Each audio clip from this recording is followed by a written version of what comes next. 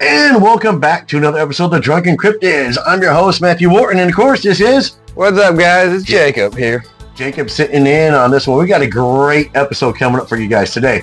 But real quick, shout out to BladeMedia.com. Dylan over there, Blade Media, man. I appreciate all the hard work you're doing for us. I really do. Y'all check him out. Check his website out. Check our website out if you want to. If you want to see exactly what he can do. It's Blade Media, BLAYED media.com. So again, Dylan, thank you very much. Another shout out to the team. I appreciate it. Appreciate all the hard work y'all are doing behind the scenes. But Jacob, let's talk about we got some live shows coming up, don't we? Yeah, we do. What we got coming up? Next month, we got a live show. Cryptids a Corner. Went brain dead for a second. But yeah, we're going to do that April 5th. April 5th, that's right. April 5th here in Little Rock. The Cryptids a Corn crew is coming down here. Justin and Jay are going to be here. Tickets are available for sale in the show description, so make sure you get those because they are selling fast. Also, we are going to be at the, I'm going to be a speaker at the Ohio Bigfoot Jamboree. Oh, yeah. Going up to Ada, Ohio. Ada, Ohio. That's right. Put on by the Cryptids the Corn crew. So those guys are great. Definitely check the show out. Another shout out again to our friends. We've got the guys over there at Nevermore Hollows. We've got the guys at Uncomfortable. Eric, we love you over there. Mist Monsters and Mullets. With John. That's right. And of course, Ryan over there at the Codex of Curiosities. Oh, yeah. I forget anybody? I don't think so yet. I know. There's so many out there. I appreciate all the hard work, you guys. But let's talk about, let's see. Oh, if you've had an encounter, you want to come to the show, email us. Drunkencryptids@gmail.com. Make sure you follow us, share us, everything out there. I do appreciate it. Keep commenting, you guys. Keep giving us those 5-star reviews. We definitely appreciate it. We've been nominated again in Arkansas for a couple of awards, which is pretty awesome. We'll have more meet and greets coming up as well, so make sure you're paying attention to the Facebook page. We will be doing those a lot more, so definitely there's Censored Monkey Fred up there. Appreciate everything you guys are doing. Great place. If y'all want to go, a great, good, smoky dive bar here in Arkansas, go definitely check out the Censored Monkey. The staff they carry, the bartenders are great. Management's great. Good job up there, you guys. I appreciate everything. You guys are awesome. So whenever we get a chance to go out, which is rare, we do. That's where we go. Yep. So let's see here. And we've got today's episode is what? The Leprechaun. Leprechauns. Happy St. Patrick's Day, everybody. That's right. So today, me and Jacob are going to dig into some of the history, some of the legends and the rumors of leprechauns. We're going to jump into a little bit of the, how they're related. Yep. Some on St. Patrick. We dig in a little bit the dark history there, driving the snakes out of Ireland, and we dig into it. So this was a fun episode. What'd you think? I liked it. It was really good. We get to explore what the leprechaun is and the dark past of the St. Patty's Day, why we celebrate it, and what turned it to be. Exactly. So, without further ado, you guys, sit back, relax, and grab your green drink today. It's showtime. These two globes, I don't know how to describe them. And I stood up there and looked at them, and it's like...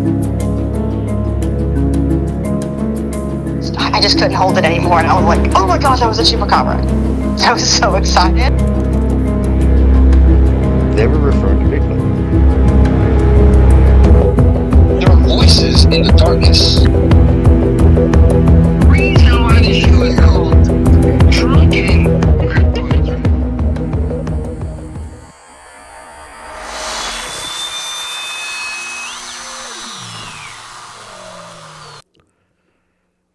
Jacob, happy St. Patrick's Day to you, buddy. How are you? Doing good. Man, you have been busy. Yes, I have. Busy. What do you got going on? Update everybody real quick on what you've been working on, what you've been doing behind the scenes, and you kind of got some big news to share with everybody about a certain film maybe coming up, right? Yes. Toxic is the film. No, last December I went with Wendell and his team, the Bigfoot Cartel, out in Ozark and go look for the Sasquatch out there.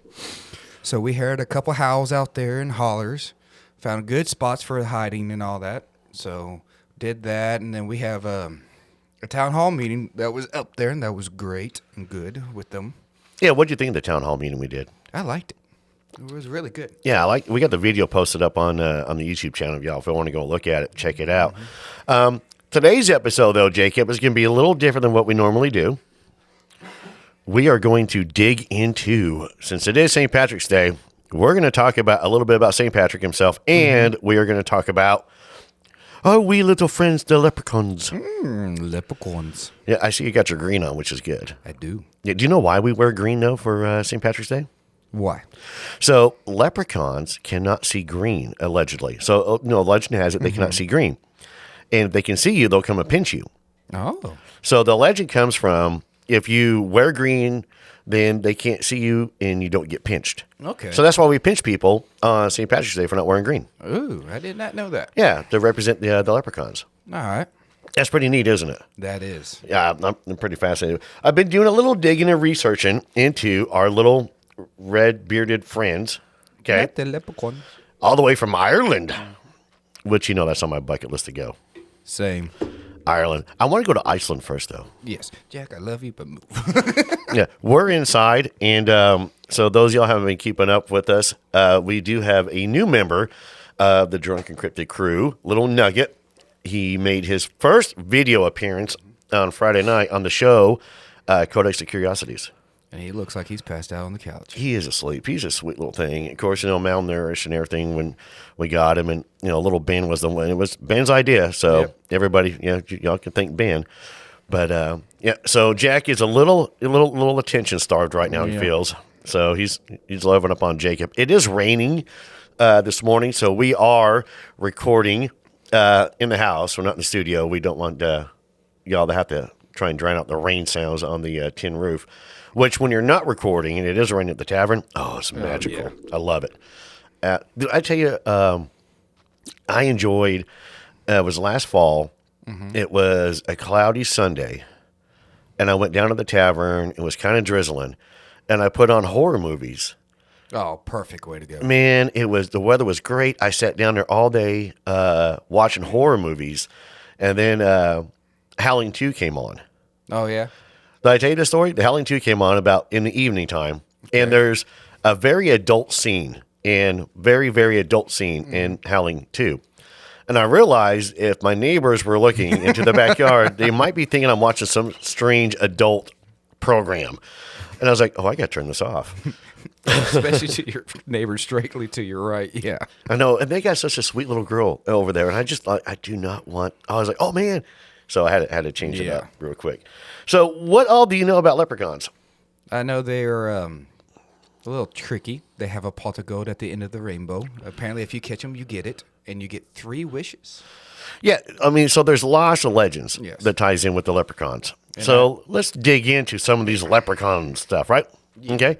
So we'll just go real quick. A leprechaun is a mischievous supernatural being from Irish folklore. They are often depicted as small, bearded men who wear hats and coats. And they, every little cartoon's got them. They've been cartooned a lot. They really are. If you look at some of the original depictions of them, you're going to see that they are ugly little men with a beard. No wonder why they wear a beard. Yeah, they don't look like the cereal box of Lucky Charms. Yeah. They are said to live in remote areas and make shoes. And what's funny is that once you mention the shoe thing, everybody goes, they're like cobblers or something. Yeah, the shoemakers. So, and that's a cool little thing of, how they make shoes. All right. Now, they are usually depicted as little old men, often, wear a cocked hat and a leather apron. Hence, they're cobblers. Yeah. Cobblers were what they would call shoemakers. Okay. Sometimes they wear emerald green clothes and they smoke a pipe. Yes. Right. Now, their behavior, though, they are solitary by nature. They're cunning and mischievous, I think because they're related to the fae folk. So that's where the mischievous comes in at. Yeah. I really do. And they'll try and do anything to avoid giving up their gold. Yes. All right. Now, the earliest depictions of leprechauns, they appear in the 8th century tale, The Adventure of Fergus, Son of Leti. I'm really hoping I'm pronouncing that right. Leti. Now, this is where they are portrayed as mischievous water sprites, though. Not the green-clad, gold-seeking, rumor that we know today.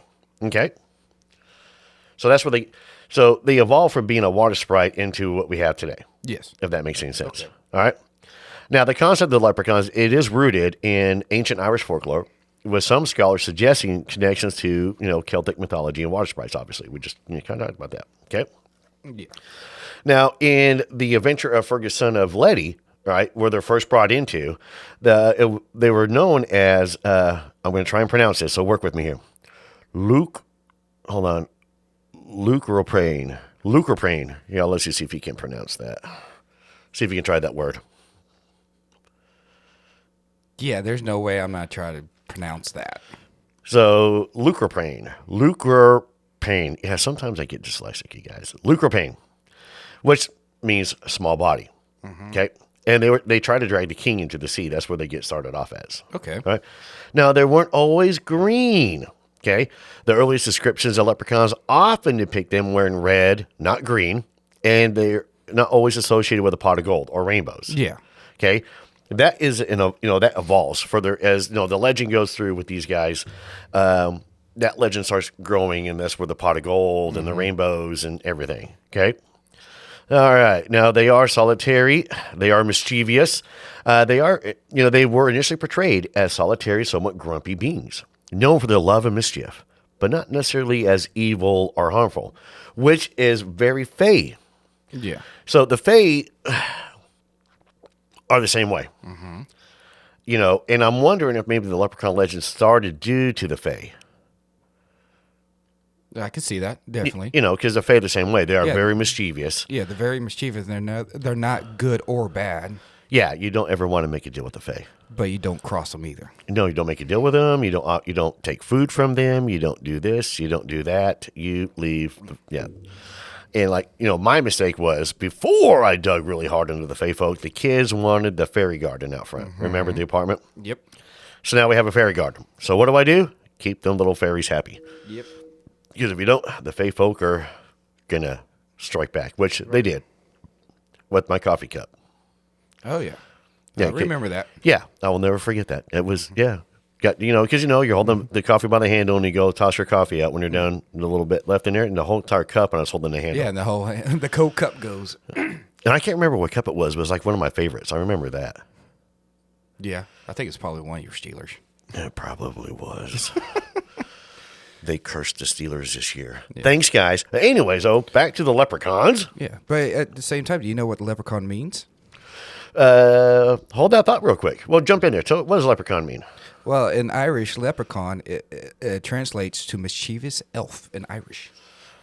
See, ties into the Fae folk. It does.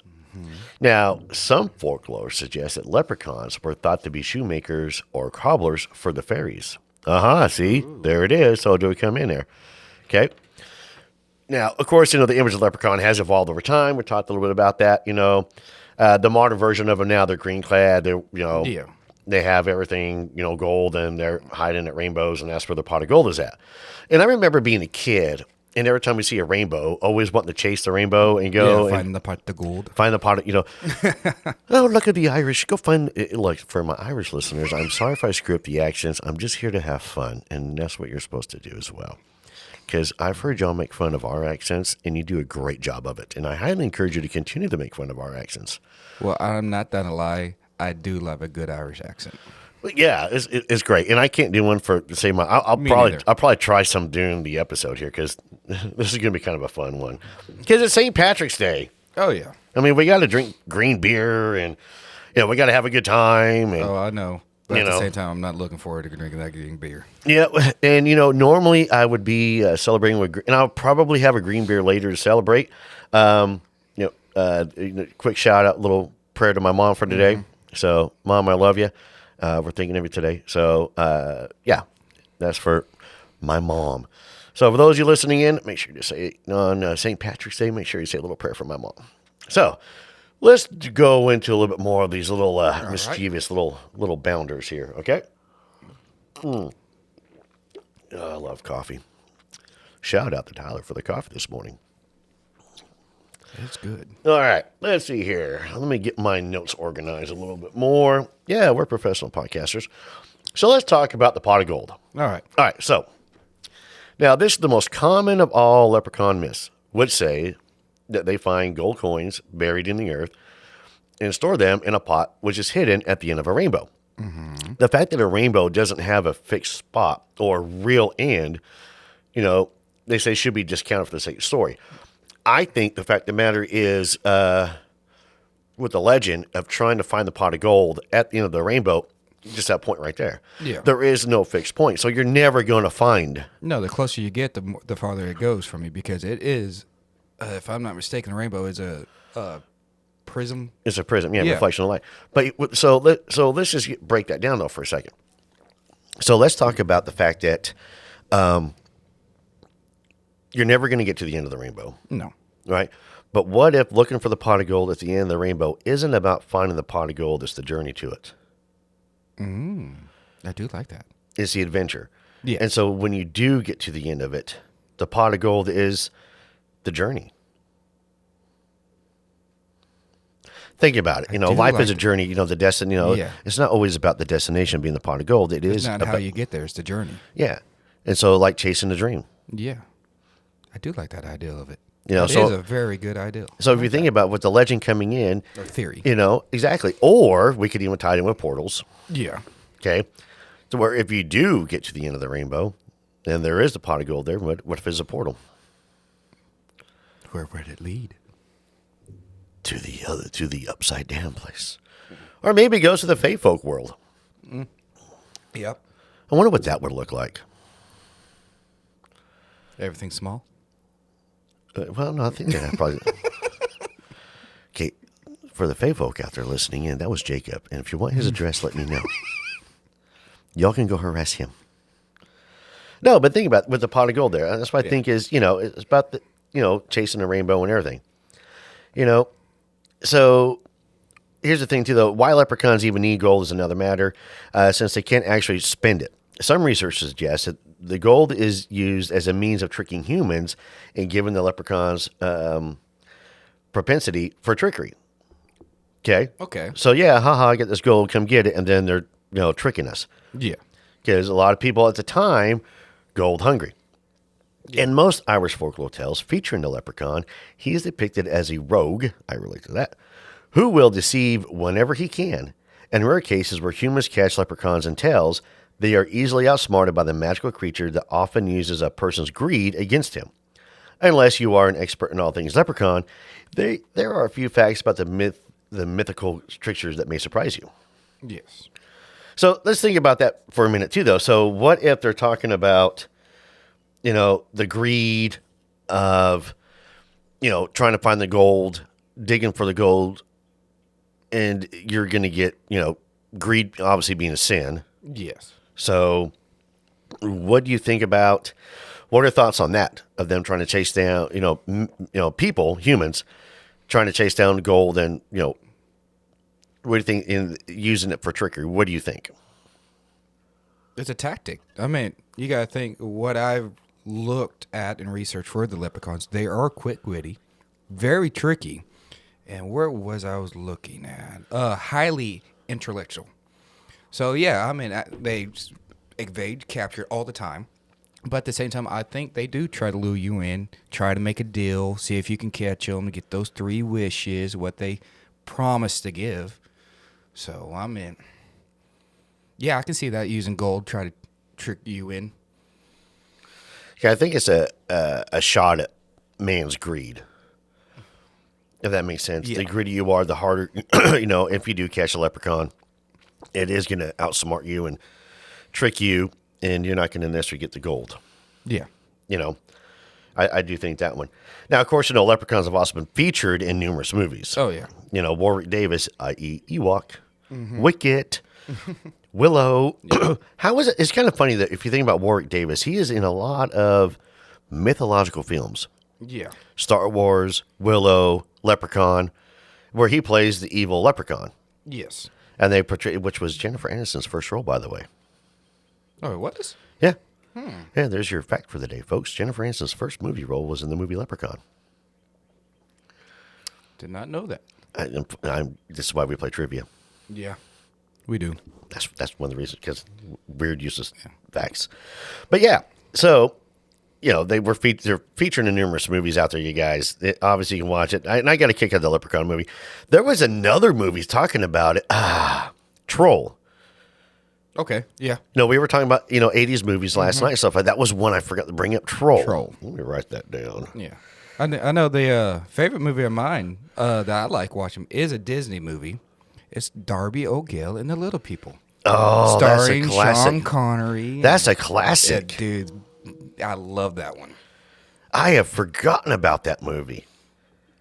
Yeah, oh, King Brian. I remember watching that with my grandpa as a kid. I remember watching that with my grandpa and my dad. They come on. My dad loves old school Disney and Well, that's Sean how Connery. And, those are great shows, though. oh yeah. Before everything got changed, we're not going to go into that. That's a totally different episode. That's a totally different podcast. All right. It is fair to say that many Irish people are irritated by the ethnic stereotypes perpetrated by leprechauns. Mm-hmm. But there is a tale of morality that can be taken from the fable of the leprechaun. The fact that they often trick people who seek the pot of gold can be taken as a warning that people not to be invested in get-rich-quick schemes. Oh, I can see that. Podcasting is not a get-rich-quick scheme, folks. No, I just it's want not. y'all to know that. All right. Additionally, you should not look to take what isn't yours, nor should you interfere with things beyond your understanding. Ultimately, tales of the leprechaun are not to be taken seriously and should only serve to amuse and delight us. Now, I'm going to call BS on part of that right there. Yeah. One, everybody today, that's what they'll do. They'll take some of these legends and stuff. And they go, well, this is what it's supposed to symbolize and this is what it's supposed to mean. Right? Yeah. And if you think about that one, okay, yeah, get rich quick scheme, blah, blah, blah. They weren't talking about get rich quick schemes when the leprechauns were first brought in. No. I do think that part of it is to be wary of man's greed. Mm-hmm. And I think the leprechauns will play into that. I think that, if you are able to catch a leprechaun and it does grant you 3 wishes, almost like a genie, per se. But, let's go into the fact that this is what, obviously the Irish are, irritated by, the stereotype, but there's no real to me, I don't look at it as a stereotype of what the leprechaun's always been that way. Mm-hmm. It's, I don't know. I mean, we get stereotyped with, hot dogs and baseball and McDonald's. There's a shout out. Anyways, I'm just throwing that out there for you guys. I don't think that, at all. All right. Now, the modern-day depiction of a leprechaun is that of a man clad entirely in green. However, Irish folklore describes leprechauns as men who wore red outfits and tri-cornered hats. Mm-hmm. Irish novelist Samuel Lover describes leprechauns as such in his 1831 work, Legends and Stories of Ireland. Now, let's talk about that right there. Okay, so this to me ties in the fae folk with the red caps. Okay, the red cap fairies. Mm-hmm. The reason why their caps are red is because they've been dipped in blood. Okay. That is scary now. Okay, so this description here of the leprechauns, Irish folklore describes the leprechauns as men who wore red outfits and tri-cornered hats. Yes. Okay, that ties into the fae. Yes. Now, of course, granted, it is believed that they do make shoes for the fae. That too, but I also heard they do love the dance, and that's why they're always building shoes, making shoes. That could, you're going to wear a hole in your shoes if you keep dancing. Now, here's a fun little fact right here. You ready? Yes. You're going to love this one. Leprechauns are actually a protected species under EU law. I saw that somewhere. Where was I? Carlingford's Slibiafoy Loop Trail is officially protected land for the 236 leprechauns that apparently live in Ireland. A local lobbyist group, which contains Kevin Woods, a native of Carlingford, managed to convince the EU that the area should be protected and is now under the European Habitats Directive. Yeah. So they're now a protected species over there. Yeah, I was reading something about that earlier. How cool is that? That's very neat.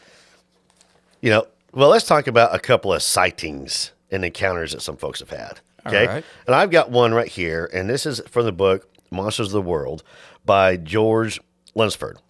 Okay. So this is where I'm getting this information from. All right. And if you are a podcaster, or if you just want some quick synopsis of some of these lovely creatures out there, this is definitely a great reference guide to have handy for you. Okay. All right. So this is coming out of the book, and here we go. So in 2020, there was a reported sighting of a leprechaun in the Irish countryside. Two teenagers and their little brother were returning from a walk in Cratloe Woods, County Clare, and recounted a meeting that they had with a stranger in the ancient woods. The teens, along with their younger brother, were walking the family dog in the popular wooded area near Limerick. Mary O'Neill said, "We were out walking Gypsy." I love how we got the name of the dog, Gypsy.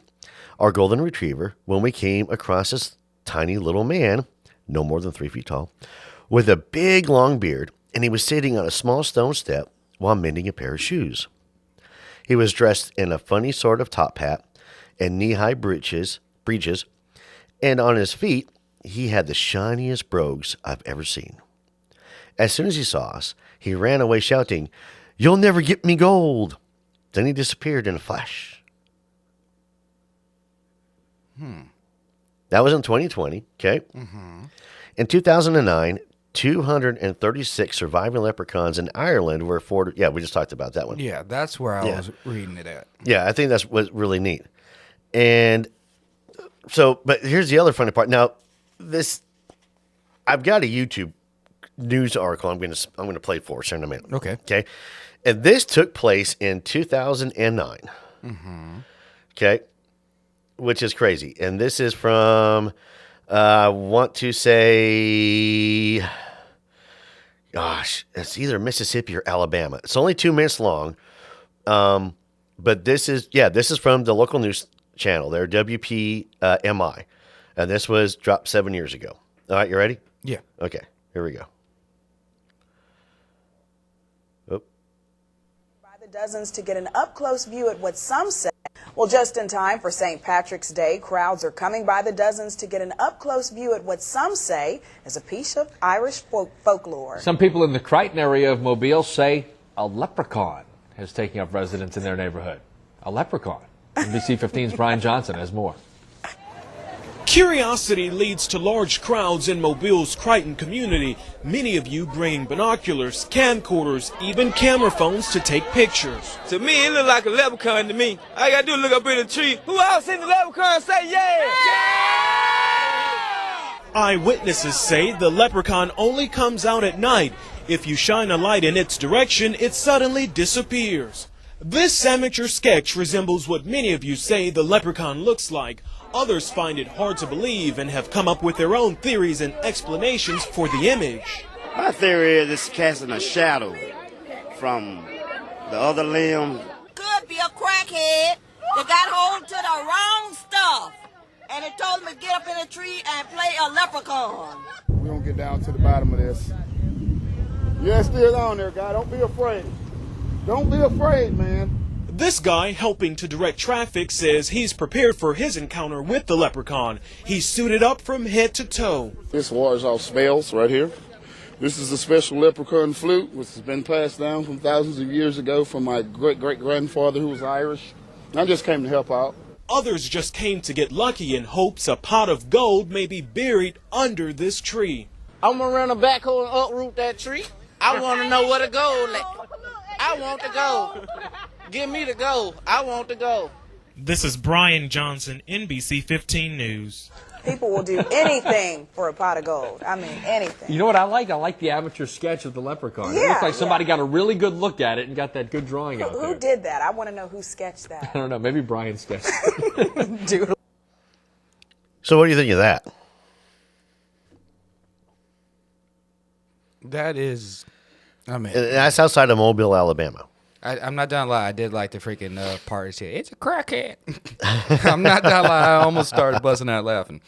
But at the same time, especially at the last part, all the person wanted to do is dig up that tree. I want the gold. I want the gold. So I can see you saying plays in with the greed. Get rich. It does. And if you on the video too, you'll see that. I mean, there's crowds. There's cops. Oh, yeah. There can help controlling the crowds. And the only thing the article they didn't do was really show the tree, just real flashes of the tree, to be honest with you. And it's funny how all the way in Alabama is where the sighting took place at. Yeah. So and it made news. Local news. Now, of course, tying in with St. Patrick's Day with them. Obviously, trying to be, must have been a slow news day for them. Yeah. Maybe a feel-good story or something. But, maybe they didn't see a leprechaun. Maybe it was absolutely something, misidentified. I do think a lot of our cryptid sightings are absolute, misidentifications of a lot of creatures out there. But, the crackhead comment was quite comical. Dude, that was funny. But if you think about it, too, though, so let's break down, I want to break this down for us, okay? Somebody sees a leprechaun, okay? And people go nuts. They're made fun of. Some are obviously the crackhead one, okay? The one guy's explanation, if you heard it, he goes, I think it's just a shadow from another branch. You really can't hear it that well on the clip, but he does say he thinks it's a shadow from another branch that is causing the illusion. You put a light on, it's gone, obviously. The shadow disappears, which makes a lot of sense. So what do you think? You think that they had a leprechaun down there in Mobile? To me, I don't think so. I'm more on the line of it was a shadow. How he described it.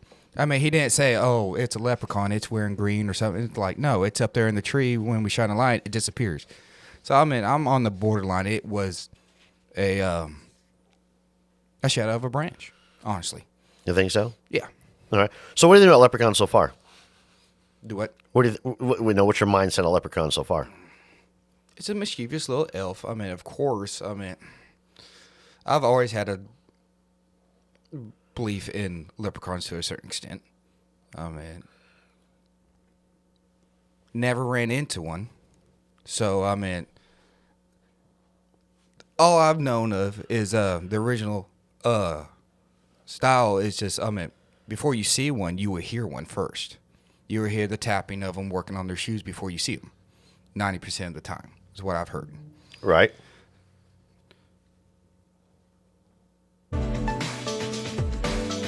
Jacob, you ever want to know where your favorite cryptids go to get some of these really cool Amazon deals at? Yeah, I've always been love to see that. Well, I can tell you right now, they go to Vinny's Values on Facebook. All of the Central Arkansas cryptids go there. Oh, they do? Oh, yeah. Vinny does a great job. He goes and he gets the pallets of, the Amazon stuff. Then he unpacks everything and he looks to see what he has. And then he turns around and sells it for so much cheaper than what you would ever want to pay for on Amazon. That's amazing. No, he's a great guy. All you got to do is follow him on Facebook. That's Vinny's Values on Facebook. VINNY_S Values. That's simple. Here in Central Arkansas, you see something, drop a comment on there that you want it. Boom, it's going to be yours. I got to go check them out. Only for your favorite cryptids, though.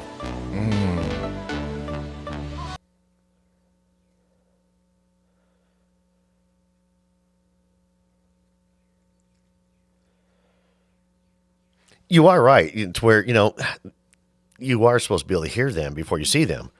And that one encounter that they had, they said they just saw him. Yeah. But he was working on shoes. Yep. He was mending his shoes. And then he ran off. You'll never get me gold. Never get me gold.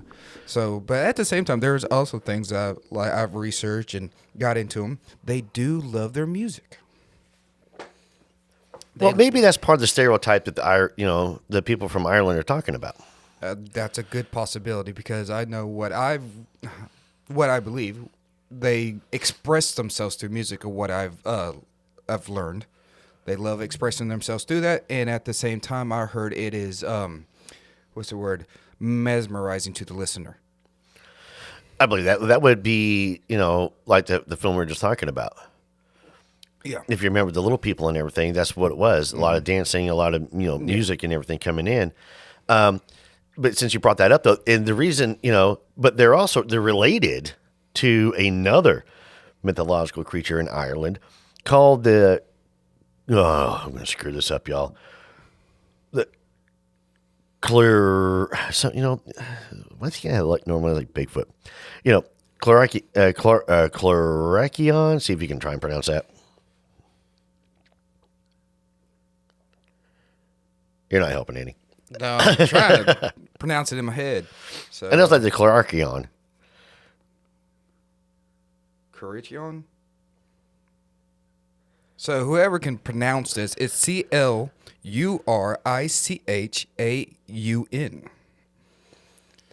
Now, they're from Ireland. It's a mischievous fairy in Irish folklore, known for their great love of drinking and a tendency to haunt breweries, pubs, and wine cellars. Maybe we have one at the tavern. He is related to the leprechaun and has sometimes been conflated with him as a shoemaker and a guardian of hidden treasure. Yes. This has led some folklorists to suppose that Clurichaun is merely a leprechaun on a drinking spree. I see that. Yeah. While others regard them as regional variations of the same being.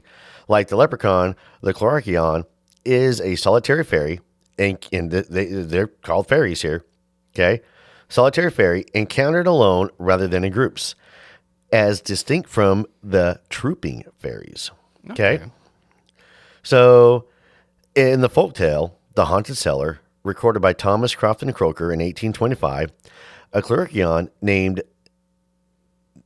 Naganeen, Naggenen, Naganeen, haunts the wine cellar of an Irish lord, drinking everything in sight and playing frightening pranks on the servants. He is described as a little man measuring 6 inches in height, with a face like a withered apple. He has twinkling eyes and a nose that is red and purple from heavy drinking. He wears a red nightcap, there's that red cap again, and shoes with very large silver buckles. When he is discovered by the master of the house, Naganeen talks him out of moving elsewhere by implying that he would simply move with him.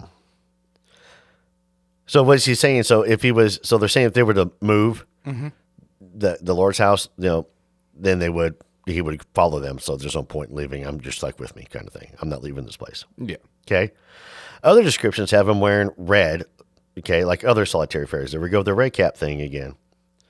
In another tale, Master and Man, a young man named Billy McDaniel is on his way home one winter night when he is offered a glass of liquor by a Clurichaun to warm himself. He takes the drink, but when he refuses to pay for it, he is compelled by the Clurichaun to serve him for 7 years and a day. Billy, however, is eventually able to break his servitude by invoking the blessing of God. In this story, the Clurichaun is able to pass through keyholes to invade homes and wine cellars and can transform bog rushes into horses and used as mounts. What is a bog rush? It's a plant. Okay. Yeah. All right. I didn't know what a bog rush was. Okay. Clurichauns can also fly through the air on rushes similar to witches and their broomsticks. So they can use these plants to fly. Okay. All right. Now, Thomas Keatley, in his Fairy Mythology, which was written in 1828, presents a story of a Clurichaun named Little Wildbean. That was a lot easier to pronounce. Little Wildbean. All right. Who was more helpful than others of his kind, but also quick to anger and violence when slighted.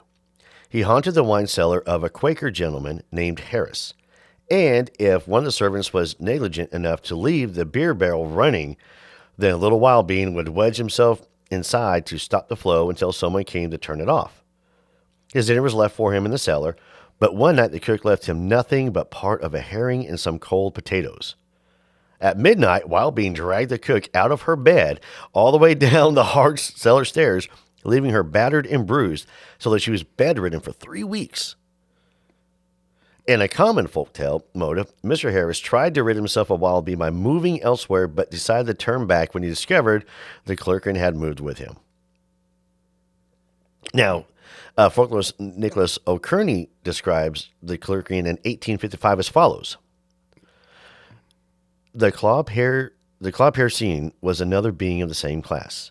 He was a jolly, red-faced, drunken little fellow, and was ever found in the cellars of the debauchee, buckets-like astride of the wine butt, with a brimful tankard in hand, drinking and singing away merrily. Any wine cellar known to be haunted by this sprite was doomed to bring its owner to speedy ruin.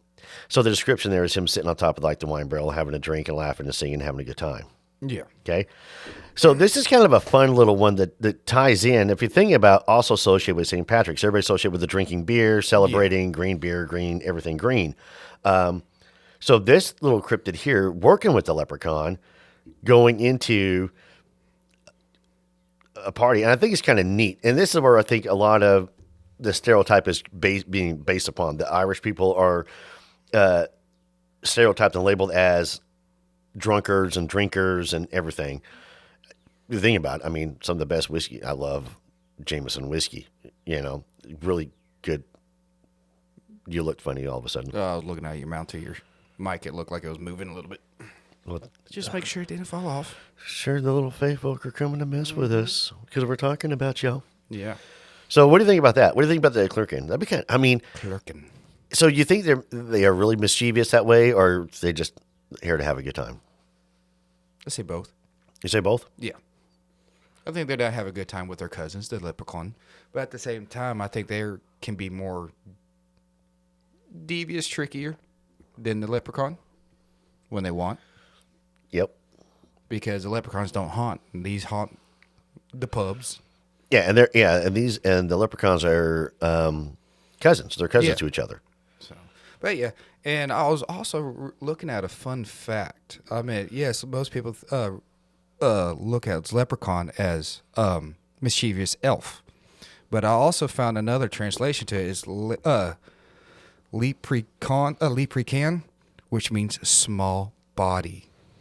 Yeah, we covered that earlier. Yeah, and I was looking at that, and I also found out that we did forget to mention leprechauns are also, like I said, shoemakers, the cobblers, but they're also known as bankers of the Fae community. The pot of gold. Mm-hmm. Bankers. When the Fae need banks? For what? That's a good question. There's a lot about the Fae that we don't know. Mm-hmm. We're digging deep into this episode, I think, you guys. Hopefully you guys are having a good time. I'm having a lot of fun with this one. I really am. But so let's steer away from the leprechauns real quick, and let's talk a little bit more about, what today's St. Patrick's Day. And we'll talk a little bit about St. Patrick. Now, everybody knows the story that St. Patrick is famous for driving the snakes out of Ireland. Yes. Okay. Now, what a lot of people don't realize is that the term snakes during St. Patrick's Day, during, Patrick's Day, and you're pulling it up right now if you get the years real quick. If I'm not mistaken. Yep, St. Patrick. So, but during the time of St. Patrick, he was known for driving the snakes out of Ireland. Now, they refer to the Celts and pagans as snakes. All right. Oh, wait, no, that's the wrong date. Okay. So let me tell you a little bit about St. Patrick real quick. And this is coming off of, this is pretty canonized, all right? So the man who would become known as St. Patrick was a missionary that helped spread Christianity throughout Ireland during the 5th century. Much remains unknown about his life, including his birth name. But British-born Patrick became a devout Christian during his 6-year enslavement in Ireland. He was captured and he was enslaved, okay? Yes. He escaped only to return to Ireland later in life as a missionary, combining Irish pagan beliefs with Christian sacrament in his teachings. Now, this is where it gets, because you got to be careful here, because you're going to have one version saying this right here, and another version that was if you weren't Christian, they were going to kill you. Yeah. Which happened a lot back in the day. It's one of those kind of, it's a dark spot in Christian history. Yeah. There's a lot of dark spots in Christian history, unfortunately. Okay. So, but real quick, St. Patrick, he was born, 386. Yeah, I was about to say that. Yeah. Died 461. Okay. And, of course, is known as feast day. All right. Now, here's the funny part, though. They do have his birth name listed as Maewyn Succat, or Succat. Okay. And then he took the name Patrick later during his religious journey. Yeah. Okay. So that's when he took the name. His father, Calphurnius, was a deacon from a Roman family of high social standing. Patrick's mother, Conchessa, was a close relative of the great patron saint Martin of Tours. Patrick's grandfather, Pontius, was also a member of the clergy. Surprisingly, Patrick was not raised with a strong emphasis on religion. Education was not particularly stressed during his childhood either. Now, he did become kidnapped and became enslaved, you know, and just saying. What, 6 years, I think that was? Yeah, exactly. Now, later in life, this would become a source of embarrassment for the spiritual icon, who would write in his Confessio, I blush and fear exceedingly to reveal my lack of education. So he was embarrassed by it, obviously, the fact that he wasn't fully thing. Now, when Patrick was 16 years old, he was captured by Irish pirates. They brought him to Ireland, where he was sold into slavery in Dalridia. There, his job was to tend sheep. Patrick's master, Milchu, was a high priest of Druidism, a pagan sect that held major religious influence over the country at the time. Patrick came to view his enslavement as God's test of his faith. During his 6 years of captivity, he became deeply devoted to Christianity through constant prayer. He saw the children of pagan Ireland reaching out their hands to him in a vision and grew increasingly determined to convert the Irish to Christianity. I'm going to pause real quick on that one because that explains everything. Yeah. So at 16 years old, he was captured by Irish pirates. Yep. Okay. Enslaved. For 6 years. For 6 years as a slave under the Druids. Yeah. He drove the snakes out of Ireland. He didn't go back to Ireland. He went back on a mission. Slaughtered them. He went back. Yeah, I got enslaved. No, let's be realistic here, folks. Yeah. Okay, because you got to remember, history is always written by the victor, and it's always going to be painted into a positive light. Yep.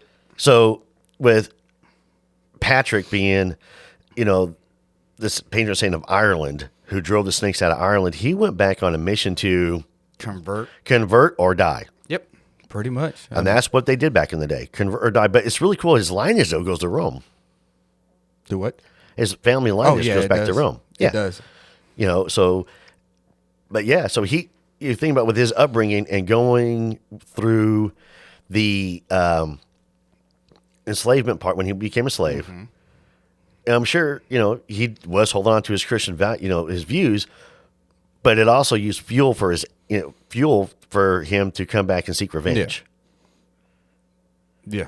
And definitely. He, may have used Christianity as the crutch to get him where he wants to be at. Yeah. To do what he needed to do. And, he wasn't really canonized because they didn't do canonization back then. No. But he also known for some feats, like he raised like 23 people from the dead. Yeah. Okay. And it's so there's a lot of legends that tie in. And the cool part about it is the clover. Yeah. He used that clover as a representation of the Holy Trinity. Yep. And that's the reason why it's featured so prominently during St. Patrick's Day. Yep. Yeah. What do you think about that? Well, driving the snakes out of Ireland. Yeah, I know he didn't come back no kind-hearted and happy to see him. I know he went down there. I don't know how many he slaughtered, but yeah, it's pretty much convert or die. I mean, well, a lot of history is going to be covered up on that, I think, because again, history is always written by the victor. Yes. It really is.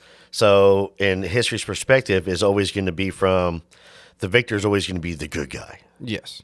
I mean, can you imagine if the Nazis would have won World War II, what the history would be written about? Oh, Lord. Dude, there is a show out there, if I'm not mistaken. Man in the High Castle. Yeah, that's what you told me you wanted to watch. But no, it's kind of funny how we celebrate a day that everybody thinks, the green, the Irish, and all that, but doesn't know the true dark of the background of that day. Well, so here's the thing about that one, too, though. There's a lot of Christian holidays that also fall into pagan holidays. Oh, yeah. And I think it was Christmas, intentionally Easter. made that. I think it was intentionally made that way. Yeah. To make conversion over to Christianity much easier. Yeah.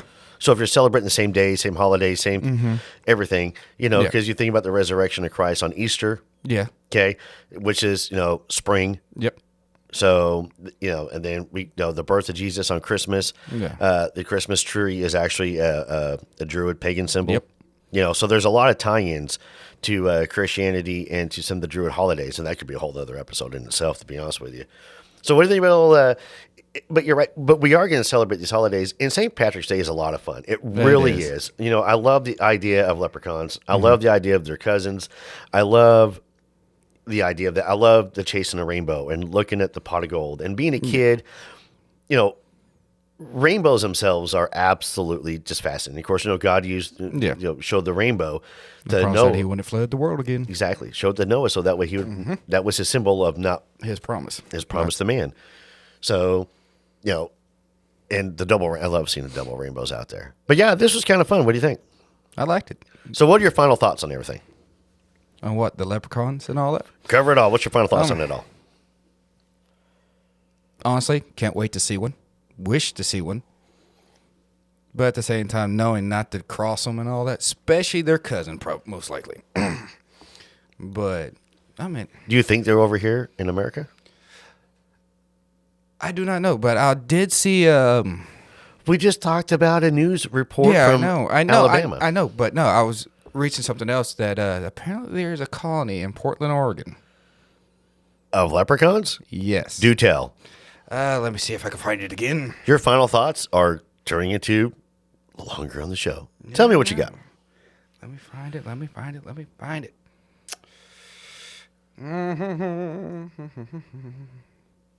to find it. Oh, here we go. A leprechaun colony reported existing in Portland, Oregon. Did you know there was a leprechaun-inspired landmark in the United States? Among the most unusual fun fact about the leprechauns is Mill Ends Park, officially recognized as the smallest park located in Portland, Oregon. The story begins in 1948 when journalist Dick Fagan noticed a small hole in the concrete originated instead for a light pole and claims a leprechaun dug it. So Fagan transforms the spot into a whimsical garden complete with flowers and a sign declaring it's a park. In his newspaper column, he spun tales of a leprechaun colony led by a mischievous leader only he could see. And there is a picture of the place. Let me see it. Let's see if I can describe it. I mean, it is small. Oh, how cute is that? Right there in the middle of the road is a tree planted in a circle thing. How cool is that? Very. That's kind of a fun little... You were far away from the microphone. Yeah.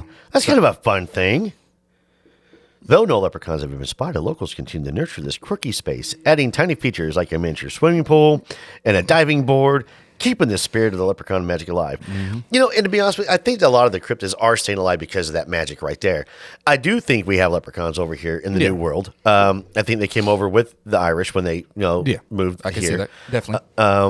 If you think about it, they're going to. I think a lot of some of the... But here's the funny part. So if there's leprechauns here that came from Ireland, how would they get along with the native Fays, the Fey folk here and stuff like that? You think they were integrated? They were welcomed in? You know what I mean? Yeah.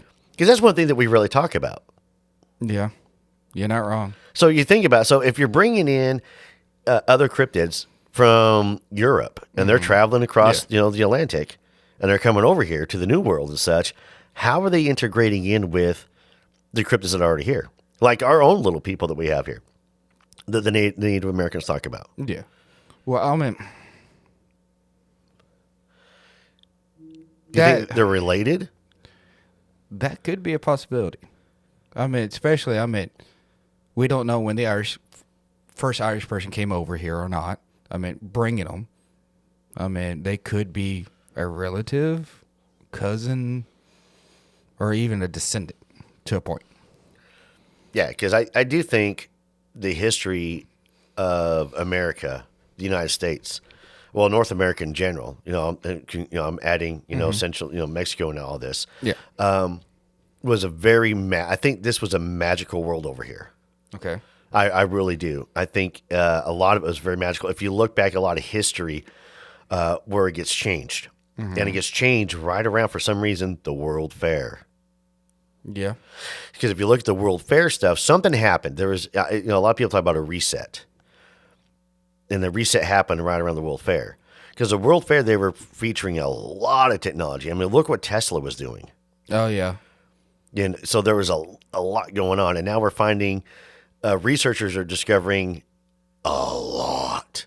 But it's not going to the mainstream because it shakes up again, these guys in Cambridge, nothing against my English fans, but the old English guys in Cambridge who were these professors and explorers, they would go in and I think they would put their own spin, their own belief system into these discoveries.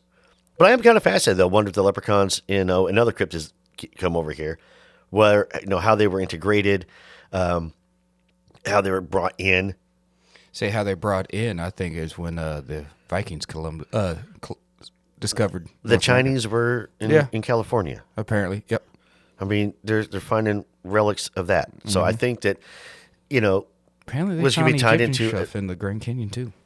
Yes, we're going to dig into that later. That's a future episode I'm working on, by the way. But let's wrap up the leprechaun thing real quick. Let's bring them for a landing. So tell me your final thoughts on leprechauns and St. Patrick and their cousins. What do you think? I did love this episode. I've always been a big deal with leprechauns and all that, but at the same time, I have probably a 25-75% believing in them. Would love to see one though, like I said. Okay, so you said 25 to 75% chance of believing in them. That's a huge gap. Yeah, I know. I got that 25%. I kind of doubt myself that they freaking do exist. All right, so you have 25% that they don't exist. Yes. Okay, 75% says yes. Yep. 25% says no. Yep.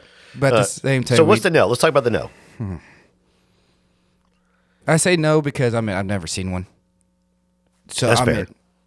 I give that little wiggle room. A lot of wiggle room. But there's a spot in the back of my head. Do they really exist? But at the same time, I really want to see one if they do exist. Same thing with Bigfoot. Yeah, I know. He's out there, folks. So to leprechauns, if you are lucky enough to catch one, folks, make sure that he will outsmart you. Be wary of that one. My advice is this. If you do catch one, I think you will get more. You attract more with honey than you do with vinegar. So if you happen to catch one, be respectful to him. And maybe, if you're nice and respectful, let him go. Mm-hmm. Maybe he'll share with nothing, no strings attached. He's probably hanging out with Bigfoot. We could. That's a whole nother rabbit hole right there. That could be a whole nother hour.